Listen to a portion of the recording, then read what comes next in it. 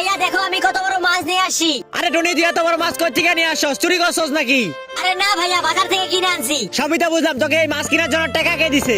নাকি টাকাও আবার চুরি করছস? এই শয়তানের বাচ্চা শয়তান, তুই না শুনে না বুঝে আমার মেরে চোর কস। তোর তো আজকে খবর আছে। না আমি চোর বলিনি, মজা করলাম। না আম্মু আমার ভাইয়া চোর বলছে, আবার বলছে আমি নাকি মাছও চুরি করি টাকাও চুরি করি। এর কথা স্যার, চল মা আমরা দুজনে রান্না করতে যাই। বন্ধুরা আজকে টুনি বাজার থেকে বিশাল বড় একটা মাছ কিনে আনছে, তাই চিন্তা করলাম আজকে এই মাছ অনেক মজা করে রান্না করব আর ফ্যামিলি সবাইকে নিয়ে একসাথে মজা করে খাবো। তাই সবার আগে এই মাছটার উপর পরিমাণ মতো মশলা দিয়ে দিতে হবে। মশলা দেওয়া হয়ে গেলে মাছটাকে ভালোভাবে মেখে নিতে হবে। মাখা হয়ে গেলে মাছটাকে অ্যালুমিনিয়ামের কাগজে পেঁচিয়ে নিতে হবে। এই তো পেঁচানো হয়ে গেছে। এবার মাছটার উপর চারপাশে কাদামাটি দিয়ে লেপে দিতে হবে। এই তো লেপানো হয়ে গেছে। যা এবার মাছটা ফ্রাই করার জন্য আগুনে বসিয়ে দেই। কিন্তু বন্ধুরা তোমরা আমাদেরকে বারবার কষ্ট দাও। আমরা এত কষ্ট করে ভিডিও বানানোর পরেও তোমরা আমাদের ভিডিওতে লাইক সাবস্ক্রাইব করো না। তাই তোমরা যদি আমাদের ভিডিও দেখতে ভালোবাসো তাহলে অবশ্যই আজকে লাইক সাবস্ক্রাইব করে দিও। এই টনি খেয়ে বলতো কেমন হয়েছে? ওয়াও আম্মু অনেক মজা হয়েছে।